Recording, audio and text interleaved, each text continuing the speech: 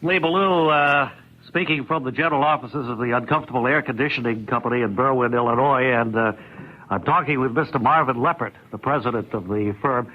As I understand it, your company deliberately makes air conditioners that... Wait a minute, engineer, let me take that again. Cut that out, take that last one. As I understand it, Mr. Leppert, your company deliberately makes air conditioners that create a good deal of discomfort. Well, yes, our company deliberately makes air conditioners that create a good deal of discomfort. Of course, most firms in our field make their air conditioners deliberately. In fact, we've found that it's almost impossible to make an air conditioner by accident. Well, what I meant was the discomfort factor in yours is deliberate. That's right. Now, I have one of our Model 48Bs going on full blast here in the office now, and I think you'll have to agree that the agony it's putting you through is worse than anything you'd normally expect from an air conditioner. Yeah, I'd say it's about 15 above in here, and the wind is blowing in off the air conditioner. Edit that out a little later, engineer. Blowing in off the air conditioner at a good 30 to 35 miles an hour. Well, I'll fix that up by the time it gets on the air. Oh? Well, you're close. Actually, it's 12 above, and the wind velocity is 38 knots. 38. The best part is that there's absolutely no, excuse me. Sorry, they'll cut that out. No regulator of any kind on the machine. You can't turn it down. And the only way to turn it off is to chop it to pieces with an axe. I don't want to ask you to give away any trade secrets, Mr. Leppert. But is there any special reason why you only manufacture air conditioners that make people miserable? Will they cut that out later? What? Or I cleared my throat. Oh, yeah, sure. Well, will they get that, too? Yes, that'll be gone. Yeah.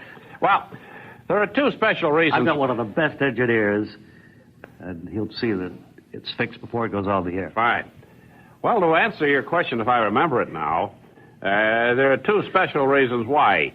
One is that we don't know how to manufacture any other kind, and the second reason is that we have a big backlog of orders for these, see? Quickly throw it. Sure. They'll cut it Excuse me. Will they cut that out? Yeah.